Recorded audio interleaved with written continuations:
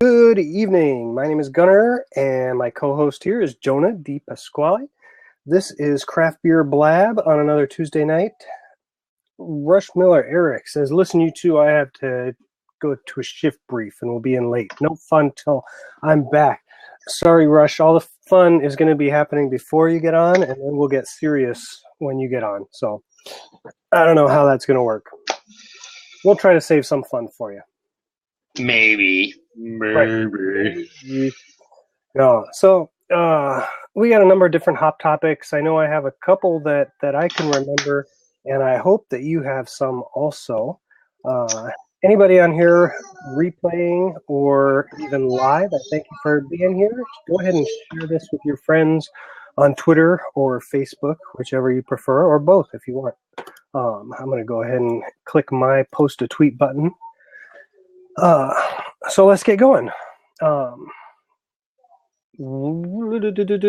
me just start off with, so as a beer drinker, craft beer drinker especially, I know that both you and I have talked about our appreciation of IPAs.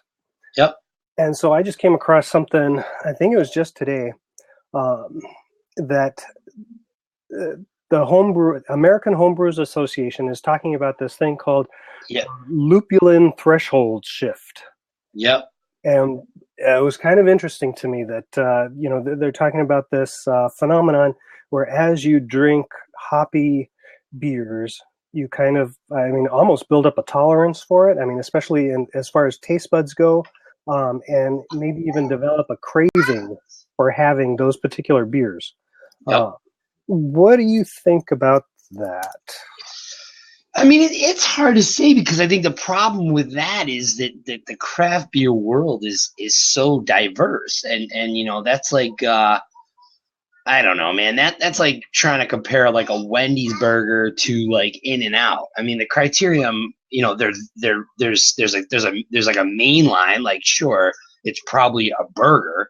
But again, when you talk about taste, there's just it's apples and oranges. I don't think that they're going to be able to consistently loop a good number of beers at any one given time in this specific nomenclature. Do you know what I mean? And because the other thing too, I feel like craft beer is evolving so quickly, not just so much here on the East Coast, because obviously we're seeing a newer renaissance, but even the Midwest or whatever. They've got staple types of styles brewing and what have you. But I would bet without question, if you were to ask like a brew crafter or somebody what their thoughts were about it, I'm sure that they would probably be like, nah, I don't think so, because I think ultimately what that is doing,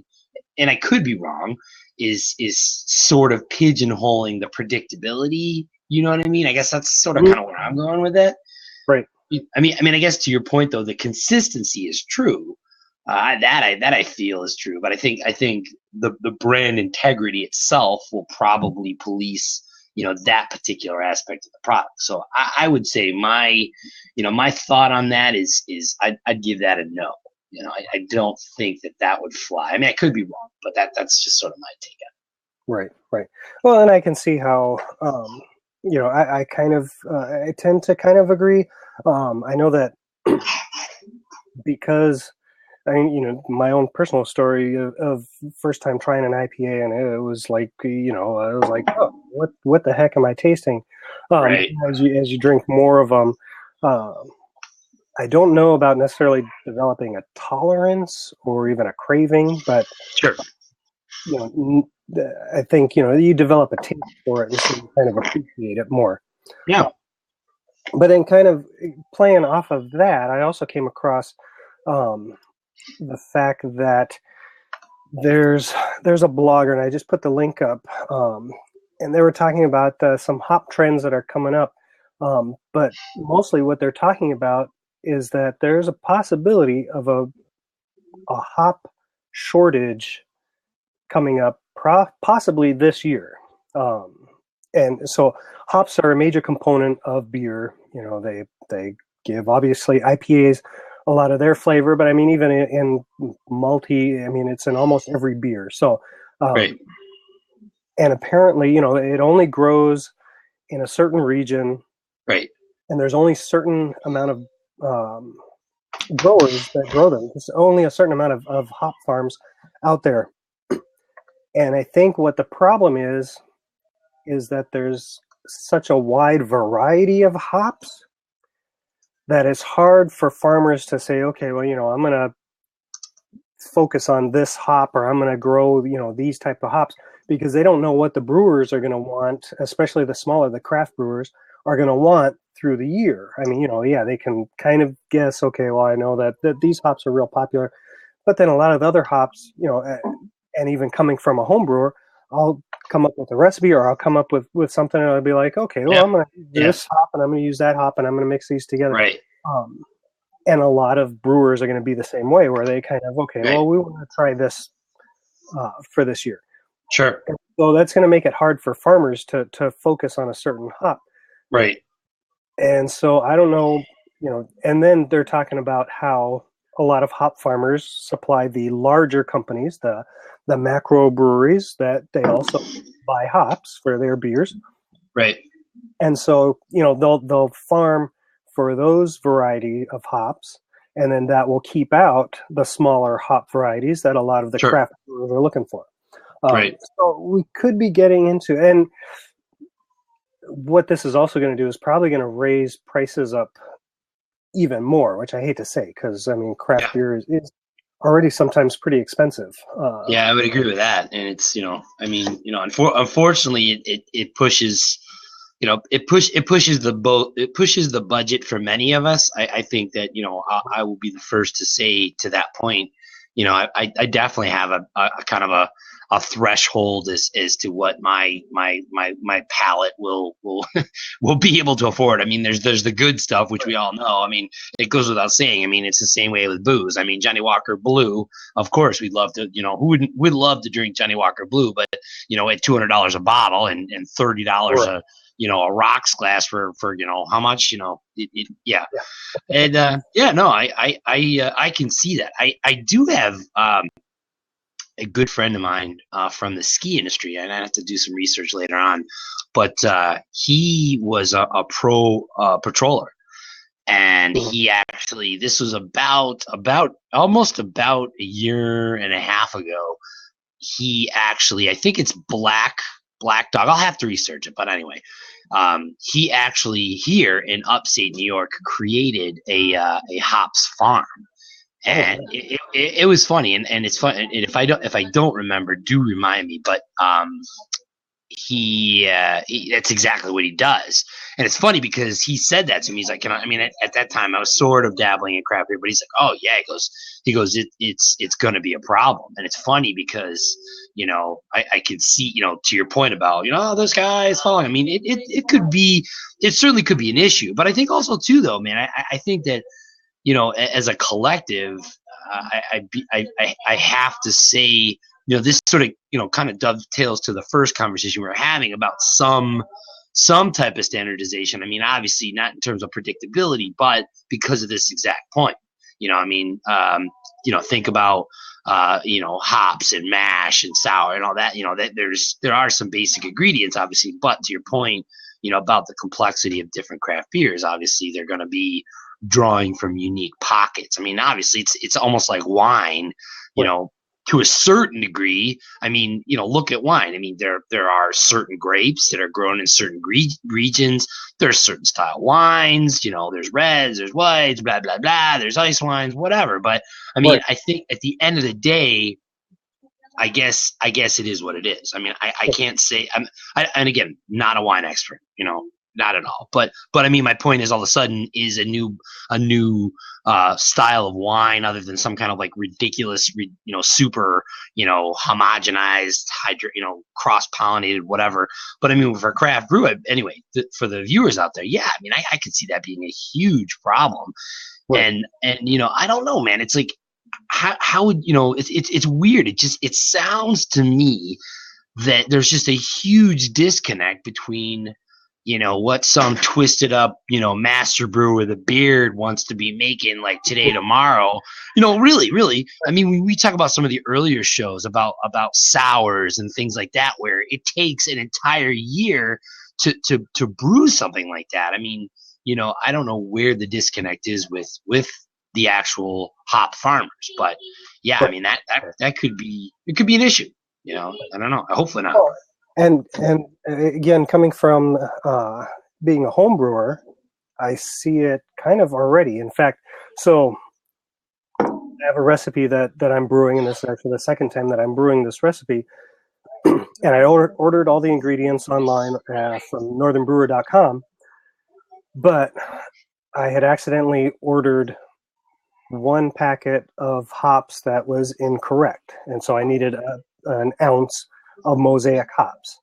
And so I was like, okay, well, what am I going to do? I need this hop. And in researching it, I think because there are some hops that you can replace with a different hop that has, because with hops, it's all about flavor and aroma. And so I was like, okay, well, maybe I can replace it with something that'll be similar. And looking it up, well, this hop that I chose is actually a new variety that was just released, I think, a couple of years ago. And so it's actually already kind of rare because it's a new variety.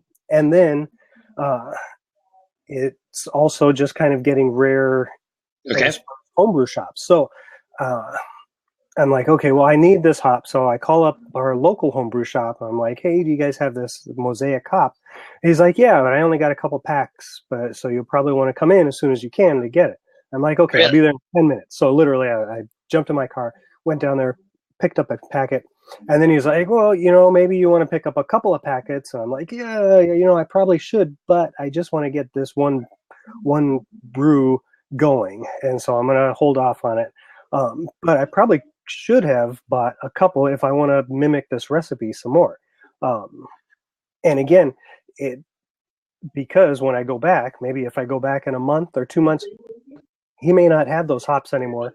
And so at that, then I'll have to really change the recipe and figure out, okay, well, what am I going to do? Well, but you brought up a good point. I mean, here's the thing. How long? I mean, like, what's a crop? Like, corn, knee high by July or whatever. I mean, I get, and probably my own ignorance, I should know. So, I mean, realistically, what does it take for the audience out there? I mean, what's a turn, on a crop of hops? I mean, how long does it take to come up with enough of a batch or a harvest or whatever to come to market? I mean, my point to you is, could you not like dig a bunch of fence posts in your backyard, throw up some some wire and grow a hops farm? I mean, is that going to happen? No. I mean, but maybe if you sleep at the Holiday Inn Express, it could happen. I don't know. I mean, seriously, do you know the answer to that? No, yeah. Well, I mean, people do grow. In fact, one of my neighbors has a hop plant growing in his backyard, and I've been tempted. I'm sorry. Did you say pot? Did you say pot plant? Yeah. No. That's not legal. Okay. Sorry. This is a CraftBeerBlab, not 420 Blab. I just want to make sure. Right. No. So he has plants growing in his backyard, and I've been tempted to pick some. Well, and to your point, I think those two plants are actually related. Like they're almost cousins. Yes. Yes, that is true. That is true. That can go off onto a whole subject there. Yes, don't let the government know that, because then they would own the patent to hops as well. By the way, did you know that? I'll tell you. Well, and you know what? That brings me to another thing that kind of, I don't know how I feel on this, because some of these hop varieties are patented, and so I mean, I come from kind of this standpoint that how are you going to patent a plant? I mean, that's a living thing. Why? On the other hand, I can understand a farmer that maybe, he cultivates and he kind of crossbreeds or whatever to get the right stuff that he wants, and then releases it out. He patents it so that, obviously, when it comes down to it, if you can make money on it, cheers, Nooner86. How are you doing today? If you can make money on it, I mean, I'm not going to hold that against the guy. Yeah. Well, it's I think, like you say, is anytime something like that's modified where it's not like the original, then I think that there is that conversation. But I mean, hops, that could be the future as we know it. I mean, it could be pretty scary. You know what I mean? I think that's we're talking about something that is clearly the open frontier. And I mean, right now, everybody's like, oh, I love craft beer, but meanwhile, it's like, I don't know if I have any Futurama fans out there. If you want to watch the Slurm episode, it was hilarious, where they had the the brain and the character, and they tried to figure out where Slurm was coming from. But my point to you, audience, is that the the source, right, which is what we're talking about, the hops. Right. This is really, that's the proverbial pot of gold at the end of the rainbow, and not for nothing, as the scarcity really becomes more prevalent, like you said, all of a sudden, people are gonna be like, oh, how come, two things are gonna happen, to your point. The price of craft beer is going to go through the roof. There's no question about it, right? Or what's going to happen is these, Aborigine, cross-pollinated whack job, puppy piss beers are going to come out of nowhere. I mean, we'll all be drinking, natty daddies on the corner out of brown paper bags. I don't know, man. Red flag Dan's probably going to give me some hearts on that one. I don't know. I'm just kidding. Anyway. Hey, Nooner86, welcome. Good to see you. Thanks for joining CraftBeerBlab. Folks, if you're just tuning in, Jonah D, your co-host, thank you for joining us. Next to me, this way, that way, whichever the interface is with us. Anello Grande Gunnosaurus, the host with the most. He's bringing on the heat every Tuesday at 9:30 p.m. Again, do us a favor, share this out, tell a bird. You can also share to your audience on Facebook. As I said, also to send out the hashtag CraftBeerBlab. That would be great. And again, we do have an exciting show. We're just kind of this part of the earlier show. We're going through what we call our hot topics, which are some of the notable trends and things that we've been reviewing throughout the week in the Twitter sphere and other resources. So, Gunnar, that's been a major. It sounds like that could be an entirely different show, but I guess maybe we can kind of curtail that one. I did have one other one also. I don't know if you caught this one. It was a little bit. It may have been a little bit of an old tweet, but I think I did actually catch the tail end of it. They actually voted for the best beers. I just snapped out the link there. It was by the folks from The Full Pint.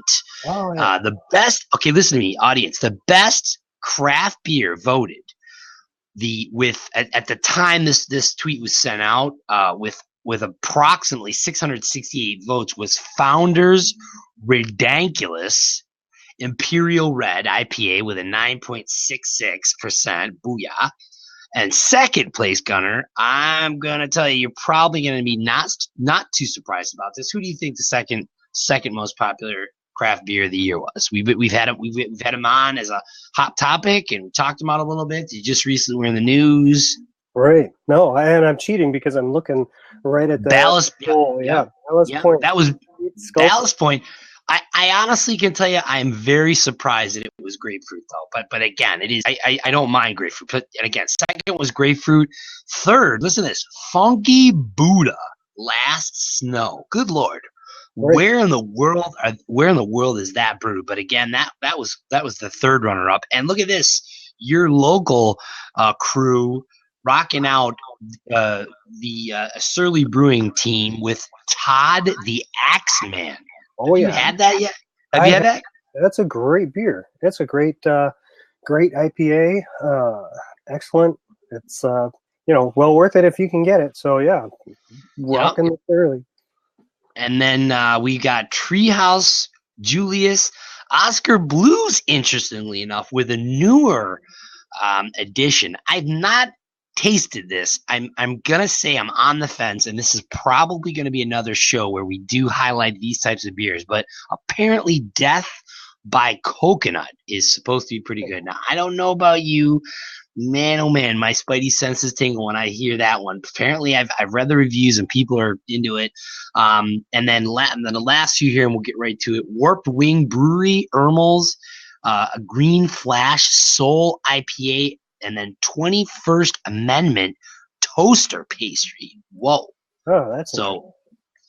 At any rate, again, apparently every year there's a vote for the best craft beers. But again, I've obviously heard of Founders.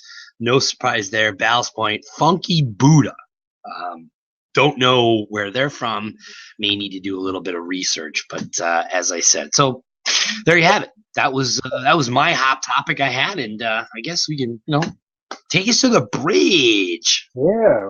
Well, one other thing. So there, maybe you caught this on, I think it was on Friday, I heard. So there's an app that I use, and I think you probably used it yourself, Jonah. Oh, yeah. Untapped is the yeah. You go through and you can rate beers and you can get fancy badges and all kinds of stuff. Usually what I use it as, besides the novelty of earning badges, I just kind of use it as a reminder. Okay, I can say, okay, I tasted this beer and I liked it, and maybe a couple of little tasting notes, and then that way if I go back I can say, okay, well, yeah, I like that one, I'm going to get this one for this week or something. And so it's an interesting app that you can get and use, but they're merging with a company, and I can't remember the company's name. I should let me see if I can find it real fast. They're merging with another app company, and what is it? Yeah, I didn't get it. I know, but so they're merging, and so obviously things are going to probably change. Oh, Next Glass, yeah. More of a restaurant app. So they merged with that company, that app maker. Yep. And so they got some things going on. Now, what's really cool is, and hopefully he'll make it. One of the original developers of Untapped has agreed to come on tonight, and he just texted me about 10 minutes ago and said he's going to try to come on at about 9:30. So hopefully he can make it, and we can talk to him about what's going on with Untapped and what plans they have for the future. Yeah. So that'll be kind of interesting. I'm definitely looking forward to talking to him, and I just like talking to people that kind of get things going, and obviously there's probably thousands and thousands of people on Untapped every night logging in their beers, so kind of see how he got into that. Yeah, I think that's a great app. I actually had been on that program for quite a while. I had a really shitty Android phone that literally was getting crushed with data. So unfortunately, it was a sad day that I took it off my phone. And since then, obviously, I've upgraded and got me a real phone. But it's funny. I've actually not put the app back on my phone, but I obviously still have my my account. And I do get these push notifications that so and so wants to follow you and so on. Anyway, so my point was, I was like, all right, what the hell? Since obviously we kind of came to the fruition of CraftBeerBlab, I got back into it, and it's super handy. And one of the best things that I like about Untapped, without question, is that you can research the beers. Like you can be like, I want to try Allagash White Ale, right? So you can go in, you can like bang out like Allagash White Ale. You can get information about the brewery. You can get information about the beer. You can get information about people that like the beer, your friends that like the beer.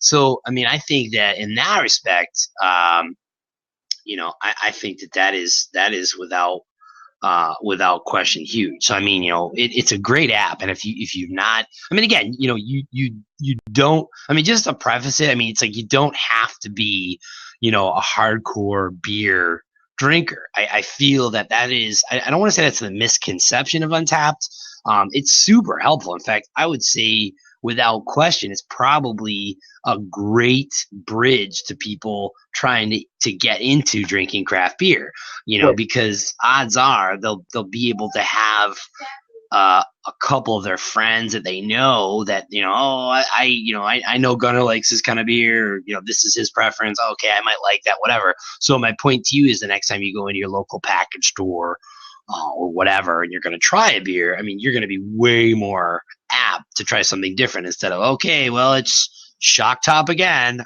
Right. I'm not dissing Shock Top. I just, that's not my bag. But most people fall into a rut and they keep getting the same beers over and over again.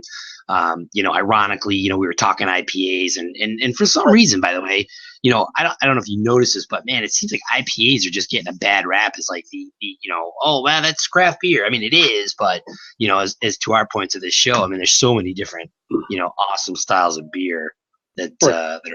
Not enough days in the week to try them all, unfortunately, but we'll get there. We'll try. I mean, every week we'll be on here, and hopefully we're trying different types of beer. So that's a step in the right direction. I was going to say too that I've noticed, and I can't bring it up right now, but I've noticed that on Untapped, when you enter a beer, it will give you a recommendation based on, I think, what you're rating that beer that you're drinking at. So, say if you put in Surly Furious and you say, okay, I like that beer, I think it'll give you recommendations based on that of other beers that you may want to try. So that's kind of neat. I think it works off of the algorithm. It's their algorithm, whatever. Anyway, but also it's your preference. It's exactly what you're saying. It's your preferences. So, for example, if you are checking in with a lot of heartier beers or IPAs or stouts or whatever. No, it is without question designed that way. Because I think that's a fairly new feature. Because I definitely don't remember that being on there. But I honestly find that to be super helpful. In fact, I would definitely say that without question, would it get me to try the suggested styles of beers? Probably. I mean, I would say that's definitely going to be more of a likely option than me just kind of like, blind, faith picking a beer and saying, I'm going to try it. And I think that's one of the beauties of these types of shows is you're going to get, kind of, some real raw facts about whether or not people should try things. I mean, people are going to run out and start drinking session ales. I don't necessarily think so, but I'll be the first to tell you, I'm just like, the hell with that. I mean, I don't want to drink something that's got 4.5% alcohol. I want to get cockeyed. But I mean, I think the reality of it is, if you, watch some of the replays of our Imperial Stout shows, I mean, I was freaking soused, man. I think I needed like a bib. I think I needed a bib by the time, we were done. So I mean, there's a lot of value there. I think on tap. Oh, what do you got there, dude? Whoop, whoop, whoop. Yeah. Never. Rodenbach. Get it, dude. Whoop, whoop. Yeah, Crowder. Never a dull moment with Crowder. Look at that. Whoa. He's ready. What's happening, gentlemen? Crowder, you look like you're putting out like a hip hop album or something, man. It's fucking cold up here. It's like I'm up to the white tundra. It's ridiculous. I know.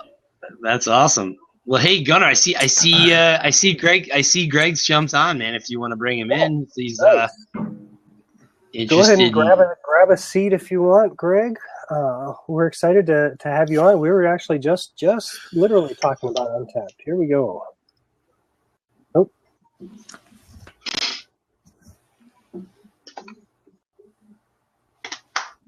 Let's switch cameras here. Let's do this. Can you guys hear me okay? Yep. Absolutely. All right.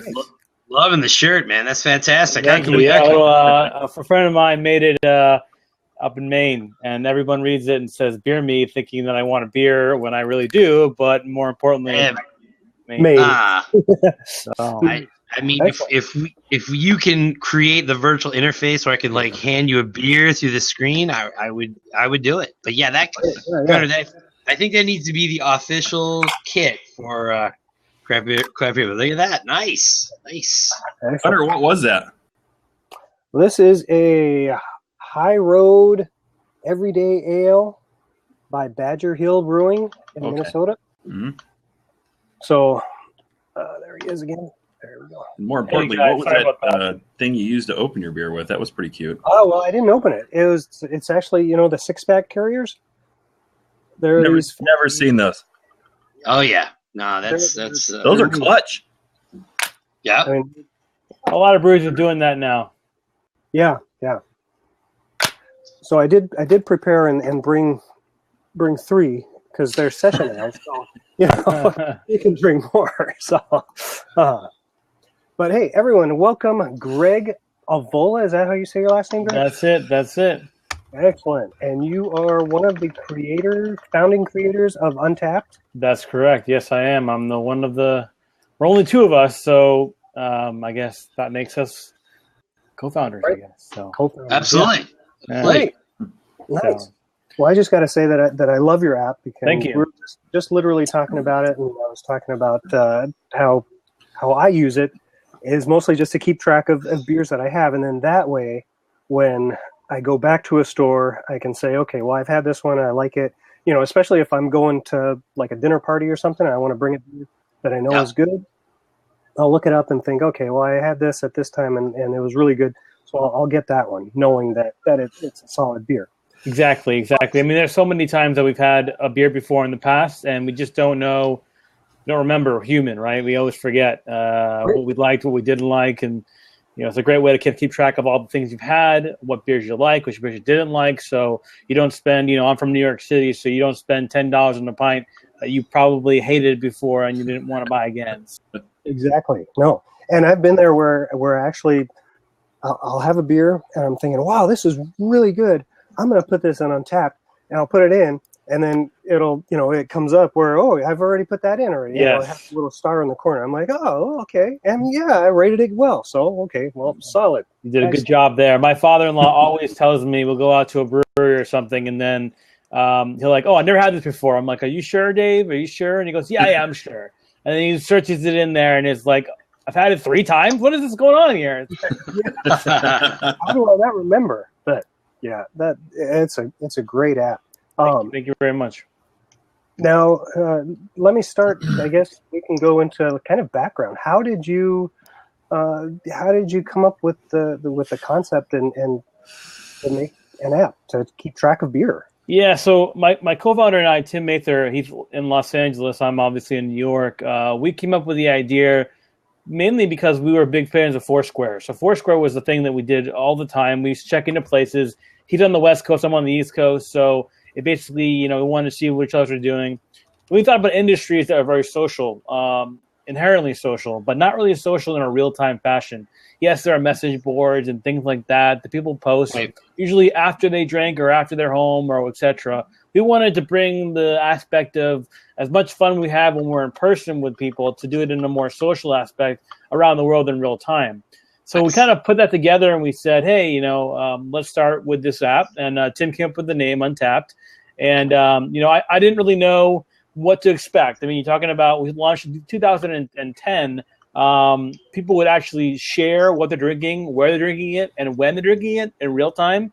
I wasn't really sure how many people would catch on to that perception, but I was very wrong when I thought people would use it on a very low passion. And now look where we are today, 5 years later, and much different story. So that's kind of how it all started. And do you know how many users you have on Untapped? We've run 3 million users on the application today. So, it's 3 growing every million? day. And 3 million, yes. Yeah. So, from a small two-man shop, we work part-time. And obviously you heard the news of recently we're merging with Next Class. But I think just being able to get to the part-time to a full-time is incredible. 5.5 years, all part-time, which has been absolutely crazy. Right. Nice. And so, how did that deal with Next? What was it? Next Class. Next Class. I'd never heard of them until Friday, and I still can't keep it in my brain. But what are they, and how did that come about? Next Class is another social app out there that really kind of drives toward doing social chemistry on beer. So basically their app will allow you to say, will I like this beer based on a chemical algorithm? So we fit in kind of well with them because they're both in the social space. We both want to disrupt the beer space, and we want to create worlds where we can help you find the next beer. We can help you find recommendations that are local, that are nearby. We can help you find what your friends are drinking all around it. So we were looking for partners out there to kind of take the next step. And maybe go full time on this. And a lot of people kind of were helpful, but these guys kind of put the perspective and put the vision in front of us and said, hey, we want to work together to kind of solve the same thing. So that's kind of what we came to be. Nice. Well, that's awesome. Any big changes we're going to see right away with the app, or is there just stuff that's going to be coming down the pike, months and months later, or? Yeah, I mean, there are no immediate changes to the app. We'll get questions about this stuff whenever a merger happens, like what's going to happen. There are going to be no changes to the app. It's going to be the same app that everybody loves to use, including myself. We're going to add, only thing that's going to be changing is more features are going to happen pretty soon. We're going to have the ability to do this on a full-time basis. So that means that features and bug fixes will happen at a faster rate. Hopefully more features than bug fixes, but we'll see about that. But I think from our standpoint, the biggest change will be that we'll be able to dedicate the full attention that Untapped deserves. Over the last 5.5 years, we've tried to give it everything we can, but we always want to give it more, and this is going to give that opportunity to do so. Right. Awesome. Well, I was just going to say that we were talking very much the recommended beers that we had just noticed recently, I think, and I don't know, how far back you had put that in, but that I'd noticed, when you check in with a beer and it comes up recommended, is what type of algorithm are you using on that? And then is that going to be changing because of the Next Glass injection there?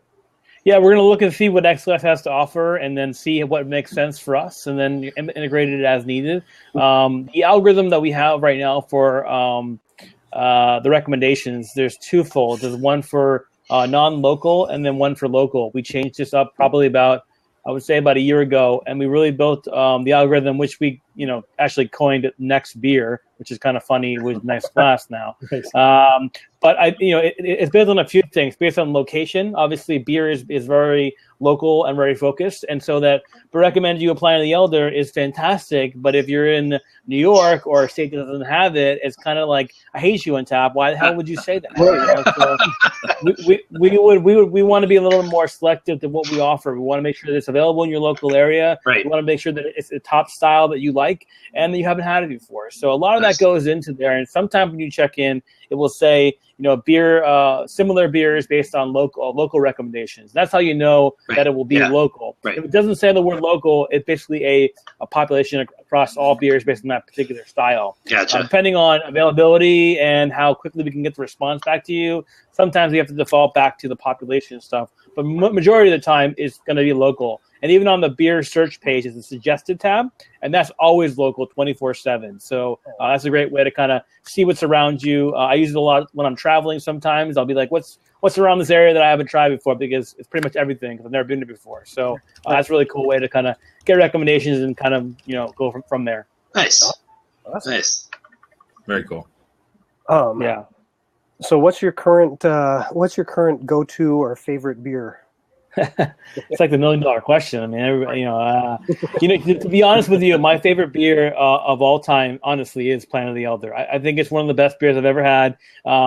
If I could drink that all day, and then if I could drink any other beer for the rest of my life, just that beer, it probably would be that one. And I'd be a happy camper. I mean, some people out there, they're like, you know what? I like Heady Topper. That's my beer of choice. Sip of Sunshine, which is another one up here on the East Coast. That's a very popular East Coast IPA. But I'm a fan of hops. I think West Coast, sadly to say, does a little better than the East Coast when it comes to that. However, I'm not sure if you guys have heard of this brewery called Other Half Brewing Company in New York City. They're located in Brooklyn. And they are making lots of waves in terms of their IPAs. I was at a bottle release on Saturday. I've never done this before. Typically I stay away from the bottle releases. They're just too crazy. But I tried it this time for the first time. I waited 4 hours in line for a beer. The beer was good. Don't get me wrong. With Other Half and stuff like that, it's fantastic. But 4 hours? I feel like I was at Disney World and I was going to get on a 15-second ride after I was done with this. That better have been like 10 beers, not just one beer. Yeah. Well, we got more than one beer, of course. Every can releases. If it was one beer, something's wrong with me, So, but yeah, I think they're doing a lot of good things there, and I think that's a new brewery that will start to get some waves in the IPA world. But Planet of the Elder is probably still my favorite. I don't get it too often being here on the East Coast, and Philadelphia is the closest place for me. But it's a good beer. Excellent. Yeah. Well, see, I've never had either. I don't know, Jonah or Tommy, if you guys have had either Pliny or Heady Topper. No, Heady Topper's a tough one to get. I mean, here in upstate New York, I mean, I've got plenty of my friends that are always, obnoxiously posting, pictures of them drinking Heady Topper. But well, no, seriously, they're not coming from any place locally. No, only Vermont. Yeah, I can't get either one local.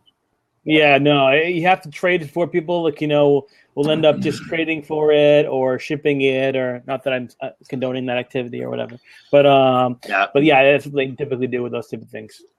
That's awesome. Well, great. Yeah. We're talking. We're supposed to be talking about session beers. What are your thoughts on session beers? And do you have a favorite session beer that you like, or do you forget about them and say, I've never had that one before ever. Nice. I mean, everyone seems to debate session ales recently. What percentage is considered a session ale? For me, anything really an IPA under 5% is session. There are a lot of session beers. One of my favorite of all time is All Day IPA by Founders. It's one of my favorite session IPAs out there. But there's a lot of them. I really enjoy. He's not flipping you off. He's flipping everyone else off. We give him a hard time because of his porn. So the person who knows I'm flipping him off, they can see this right now.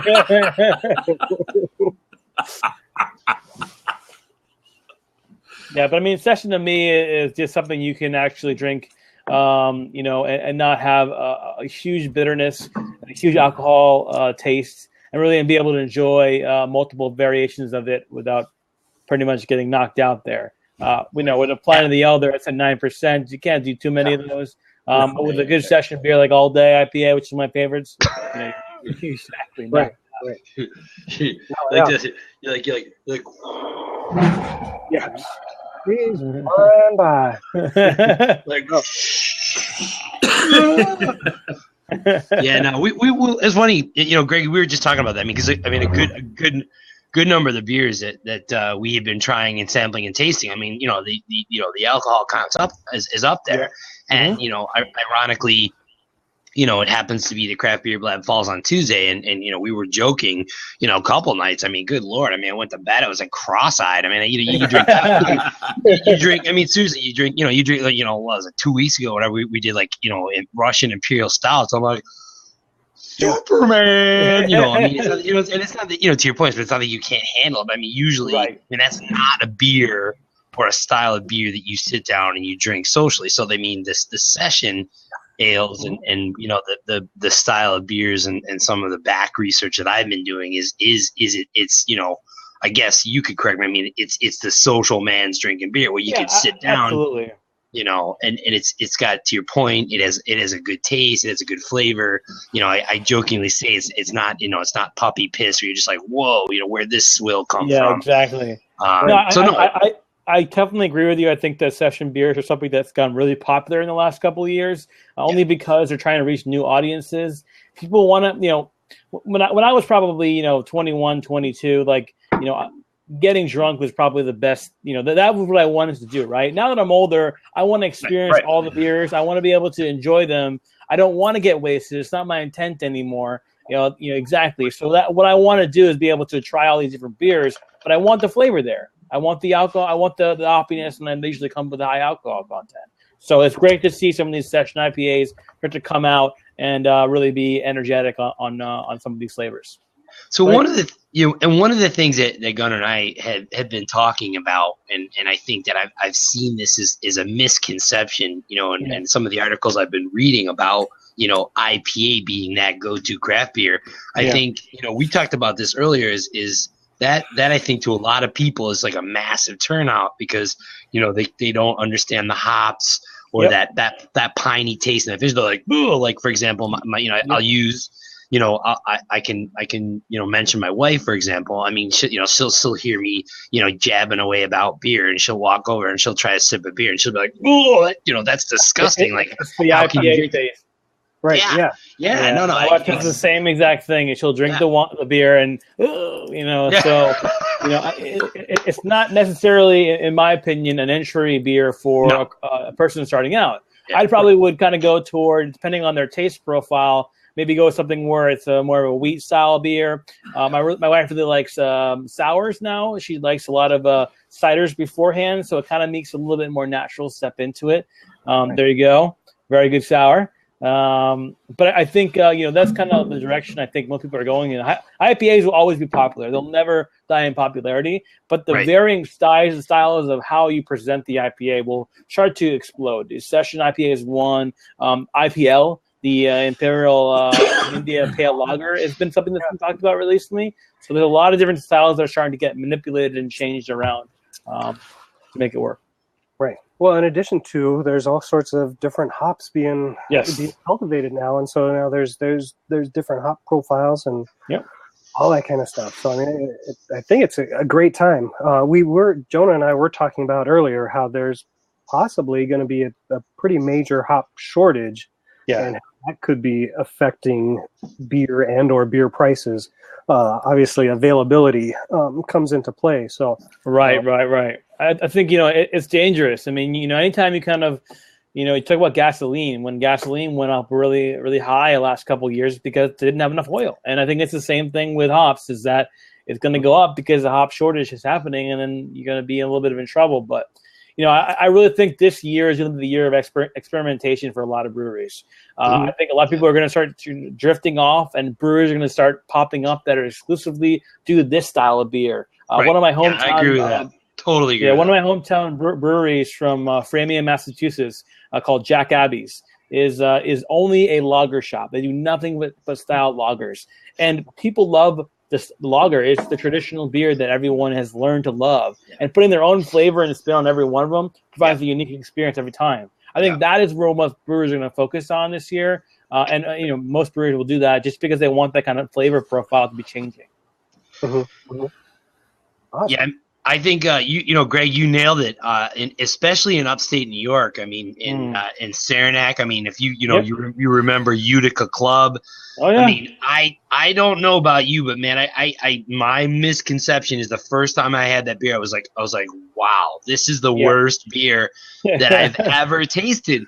But I mean, that was a number of years ago, and right.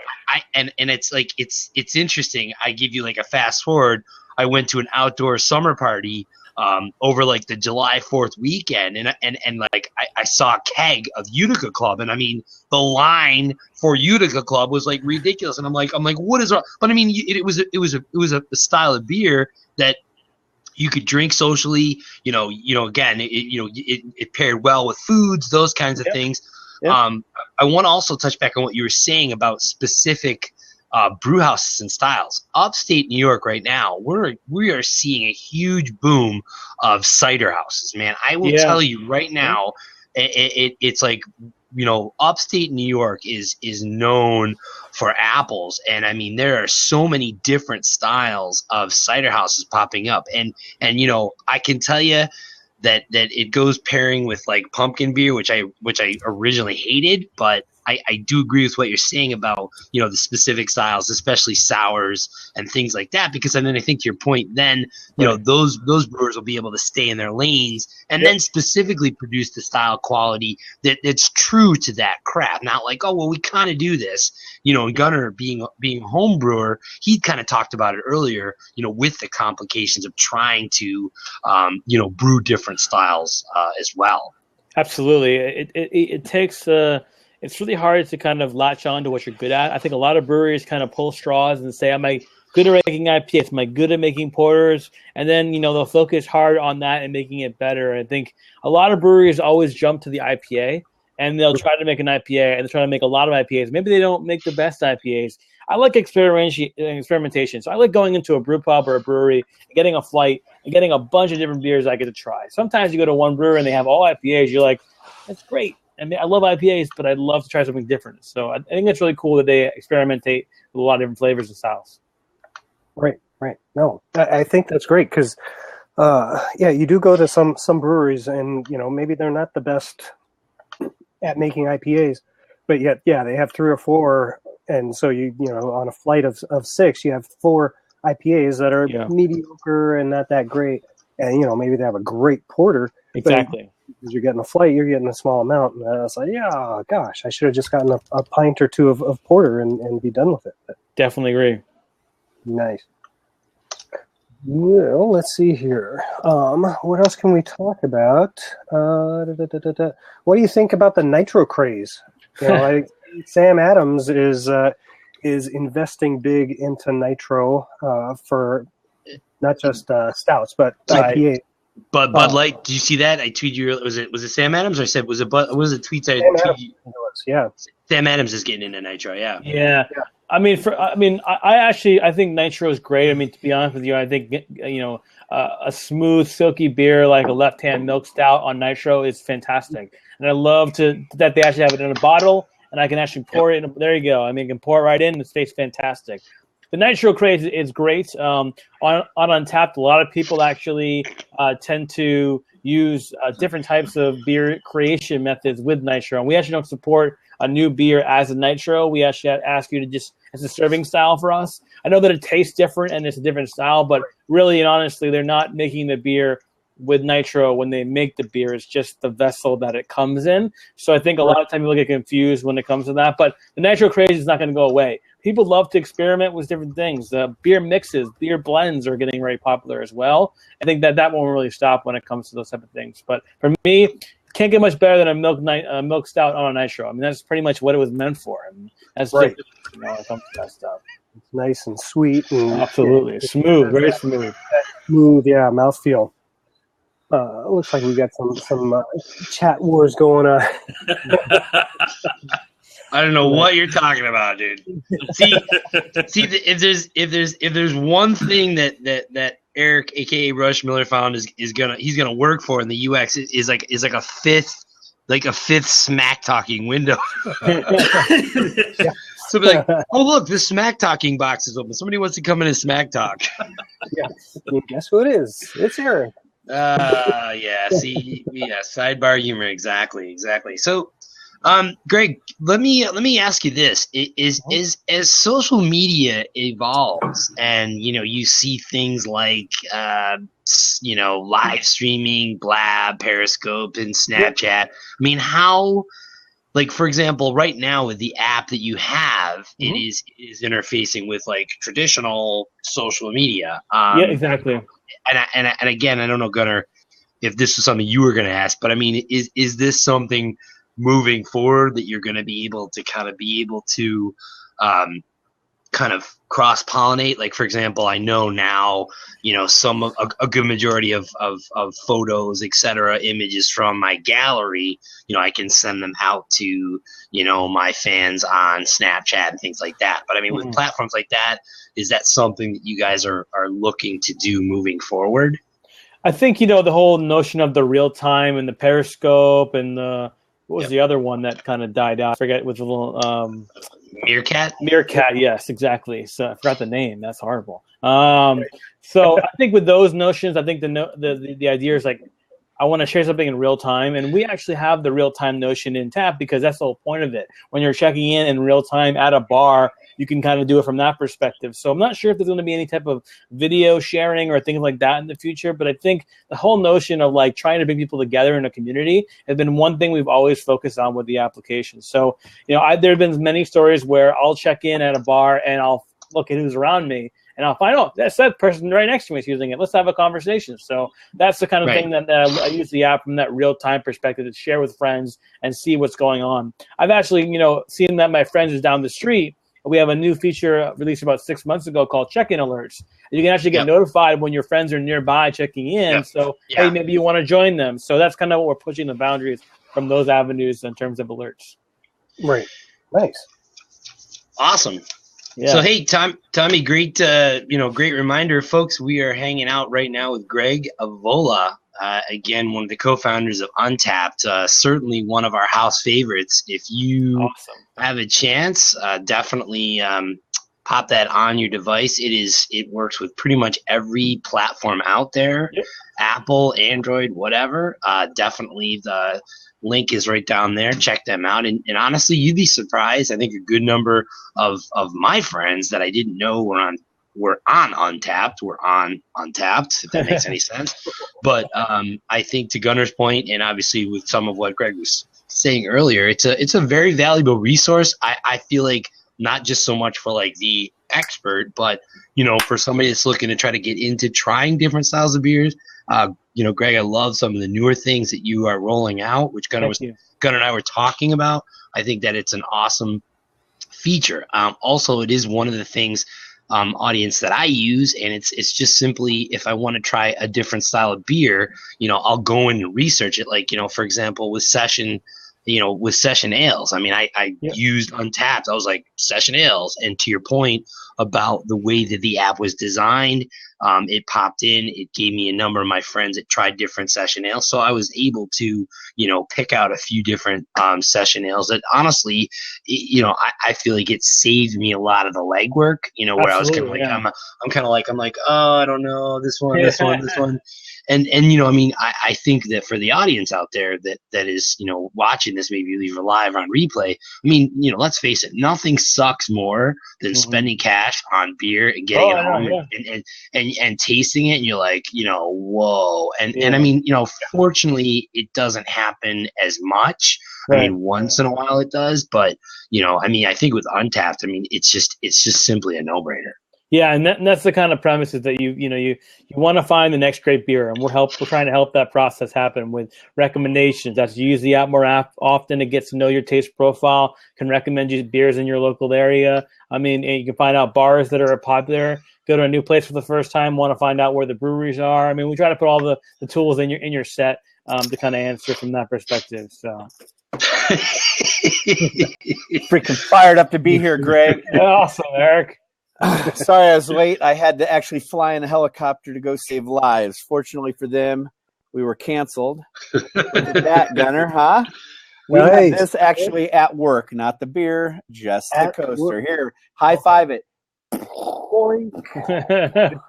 Hey, so Greg, in fact, I think I've got a friend of mine that uses your app, and I'm going to download it now. What about adding a craft beer exchange on there? I've been advocating for at least a month and a half. It's called a beanie, Crowder.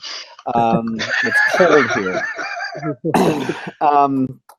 But yeah, I think it would be cool to have like, hey, you live there, or is anybody out there, living in. I'm going to Bend again this weekend. Does somebody live in Bend? Send me a double IPA from Crux Brewery or something like that. And so then you can have this exchange. I don't know how you get the age things taken care of. There's got to be some kind of deal where, you're taken out of that legal aspect, but, a peer-to-peer exchange. Yeah, the thing with the actually, bringing beer from one person to the other is all sort of legal troubles with that, which actually is so, in my opinion, is kind of ridiculously stupid because, I always tell people you can go and drive a car at 16, at least for some states. You can smoke a cigarette at 18. You can go to war, but drinking alcohol and beer specifically, that could be problematic. For me, I think there's just so many things out there that prevent these types of things from happening. But I think connecting users with people in the area that might want to trade beer back and forth is definitely something that we're working on for the future, especially having some sort of absolutely ways to kind of say, do you have this? Do you have this? And then being able to kind of communicate. Well, that is exactly right. And then there's actually a face-to-face rather than sending it. Right. And even if, for instance, if you're going to be flying somewhere, you could be connecting. Like if I was going to New York, I would definitely avoid Jonah. However, maybe Gunner on the East Coast. Right. Hey, were you here? And I don't want to go on too many tangents because I'm usually the focused one here. But were you here for Jonah's pour? I was here. Okay, so Yeah, thank you. He saw it. He was good. He was How giving me was props. Where did we go with it? I think it was Come a on. pretty good pour. I'm not going to lie about it. I think. Thank you. I don't know the insider. Sit down. Greg, have you been to any of the other ones where they weren't? I would say. I object, Your Honor. I object, Your Honor. He's leading him on. I cannot say under any certain accountability that I have seen previous encounters with this pour. Hospital internet. Yeah, I know you were trying to bug something up there, Jonah. Yeah, no, just if you do nothing else, there's been some great craft beer blabs. But I think the important thing is just to go watch a few of the pours over the last probably month and a half. We'll do. It was historic. Okay.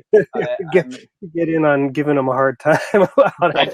Thanks, Dan. You were here for all the other pours, and you know how dismal it was, and frankly embarrassing for all of us to even be associated with it.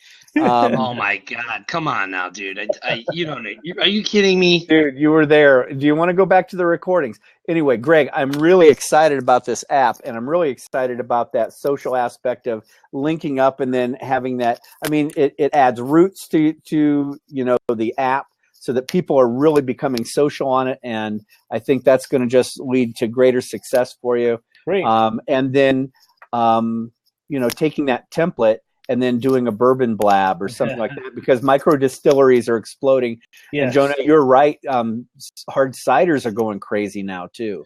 Yeah, we have cider and mead and beer on the app. Those are the three kind of main things that we support. But definitely in the future, maybe this goes down another path to another type of alcoholic beverage. Up to this point, really was kind of part time for us. We're just trying to manage beer, and there's tons of stuff there to do. So maybe in the future, you never know. I think. Well, if you'd like somebody else to just be your partner in the distillery, Colorado, where I am, where I've been skiing for the last 2 days. I don't know what you guys have been doing, Jonah, Gunner, but I've been skiing. Actually, really nice powder. Playing with a chirizu here. Oh God, don't. Oh my, are we recording? I mean, seriously. Yeah, we are. You're a host. I don't. But in Colorado, we have the most micro distilleries. I say this all the time: most micro distilleries of any state in the country, and it's really just an exploding market. So I think your app, the easy thing is to take that template and then just switch it right over. You could have it's not necessarily a competitor. Just rebrand it under something else, change the veneer of it, and man, it's good to go.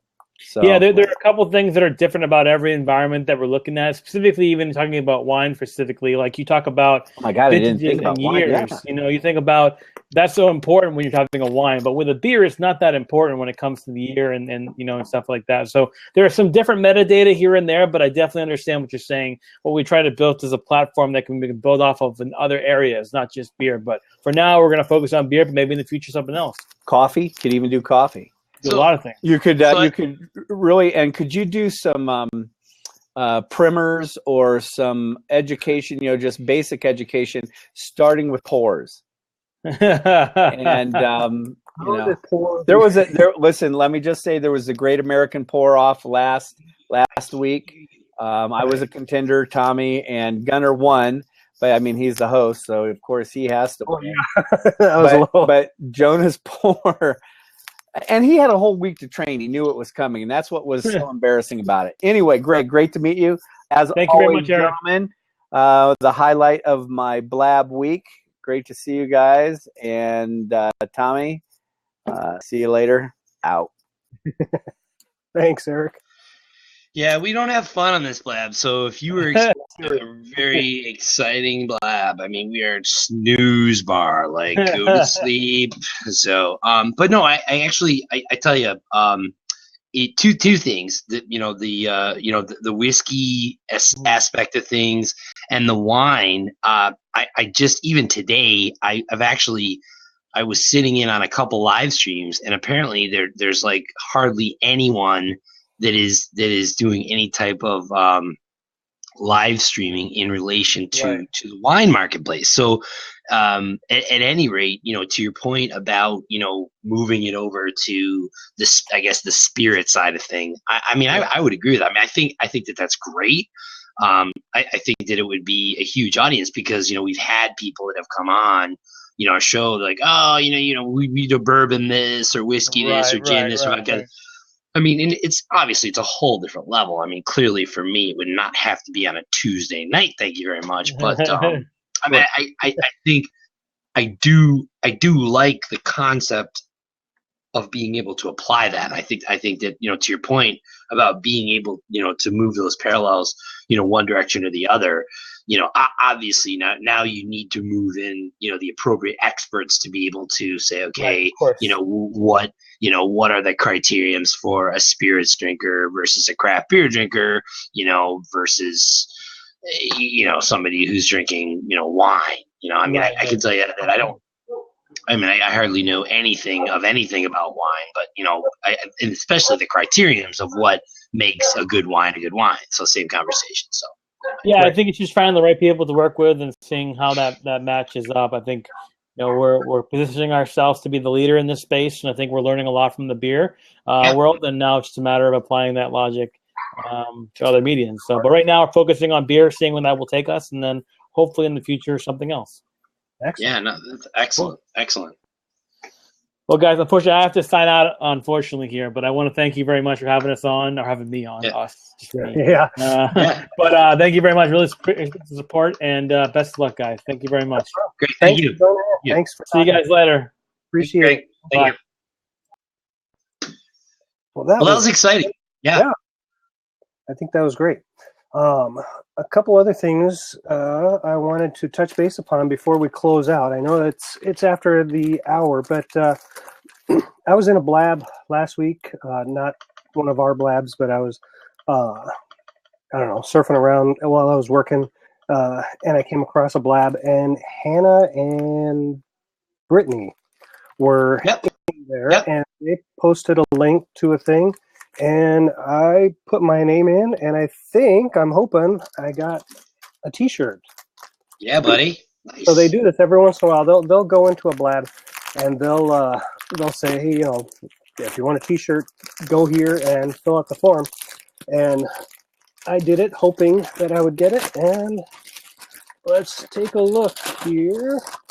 Nice. Oh, nice. Okay, so we got a couple of stickers, a I Prop Blab sticker, and a couple of Hootie Owls.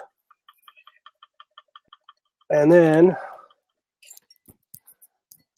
Blab nice. So I guess it's official. I am some sort of Blab promo person now. Woohoo! Nice. Oh yeah. So I'm stoked. I mean, that's pretty cool that they do that. So I guess the moral of the story is, if you can, get on Blab every once in a while and follow Brittany and Hannah around. And if they ever post up a link for T-shirts, then make sure you get in there and fill out the form, because you'll probably get one. That's awesome. Yeah. And hey, I know you got some exciting news for the Thursday bike chat. What do you got going on? Well, it's funny that people are talking about the big wheel craze and 29ers this, and I see fat bikes and whatnot, but David Folsch, if that name does not ring a bell, he is the mastermind behind Dirty Sixer bikes, and you can check them out at dirtysixer.com. They develop an actual mountain bike, or I should say a bike for taller people. And here's somebody that you're gonna know, Shaquille O'Neal, right? The Shaq. If you check those guys out on Facebook, they actually just recently built a custom bike for the Shaq, so that's kind of cool. So I did a little research and had some time to chat with David. He's actually been gracious to come on to our show this Thursday. So Gunnar, thanks for the plug, but I'm very excited to hear all about that. Very fun. Definitely, it's 9 p.m. Eastern Standard Time. It's Bike Chat. If you want to follow me on Twitter, it's Jonah DePasquale, not at the Hoggle. That's a whole other story. But I'm very excited, and I tell you, it is the beauty of live streaming and Blab and Twitter. Gunnar, I have to see if people are not taking advantage of reaching out to contacts or folks that they have access to here.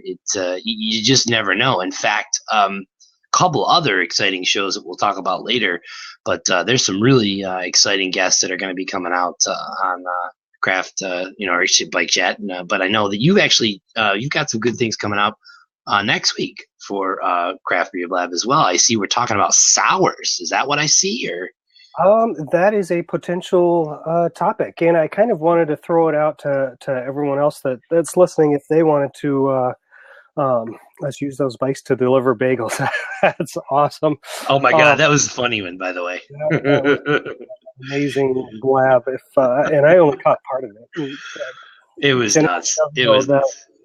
It's just something that's gone down in the history books. It's amazing. But I wanted to find out what everyone else wanted to drink. I mean, we could have sours, we could have, I don't know, whatever style of beer, but I kind of wanted to open it up to everyone else to see what Eric's saying. He downloaded Untapped and he's friending all of us. Quick, block. Seriously. I'm joking. Where is he? Yeah. Oh, see, you've got the Founders All Day IPA. Yeah, it's a great beer. No, so I wanted to open it up and see what everyone else wanted to bring to the table as far as what they wanted to sample or what they wanted to talk about as far as beer style, beer topics, whatnot. Decent pour. Look at that. Eat it right there. He's like, I didn't see it. Right. Well, I'm going to stop recording here. Yeah. So this has been Craft Beer Blab. Thanks for tuning in. We'll get to the after party here in just a second. But I just want to thank everyone for joining in. And if you're watching this on replay, thank you so much. And go ahead and continue tweeting this out if you want, because we appreciate it. It helps bring other people into the Blab and let them know about what we do here. Yeah, Thanks absolutely. a lot. Yeah, thank you.